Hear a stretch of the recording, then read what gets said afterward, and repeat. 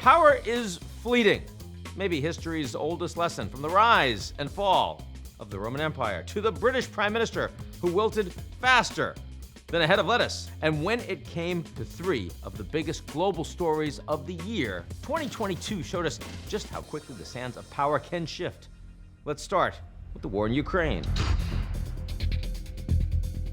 In the early hours of February 24, it became clear that Putin's, quote, special military operation was going to be far more than a few precision strikes. A nuclear power, second in military might only to the United States, had launched the largest invasion on European soil since World War II. And you can understand why Ukrainian President Zelensky signed off on his call to European leaders the next day by saying, and I quote, "This may be the last time you see me alive."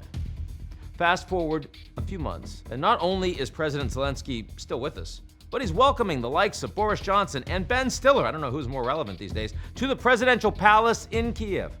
His blue and yellow banded troops have inspired the world by repelling Russian forces throughout the country.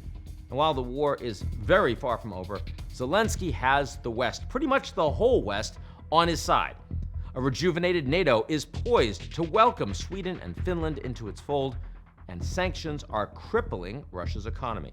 Today, Ukraine's president is Time's Person of the Year, while Russia's president is a pariah, with world leaders literally edging away from him during photo shoots. At 5'7", Putin was never a tall man, even in heels. But nearly a year into his disastrous war with Ukraine, he's never looked smaller.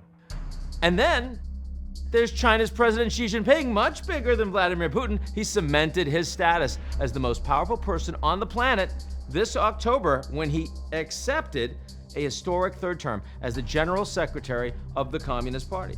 But he too is facing challenging times. China's zero COVID policy, meant to shield his nation from the pandemic, created ongoing lockdowns and sparked surprising protests. And earlier this month, the government announced a sudden rollback of those rules.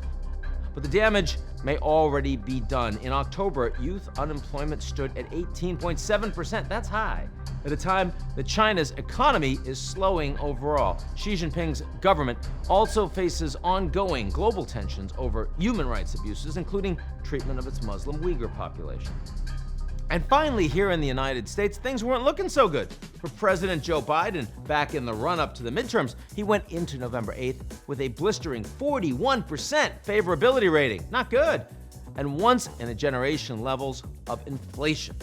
And yet, when the votes were counted, the Democrats defied history. Though they ceded the House majority to the Republicans, they managed to keep those losses to single digits. Very surprising. And on the Senate side, they held on to their majority. It also is the first time since 1934 that the president's party had a net gain of governorships in a president's first midterm. None of this was good news for former President Trump. His hand-picked candidates grossly underperformed at the ballot box. Whether that's going to kneecap his 2024 re-election bid, he's already running, or not, far from clear.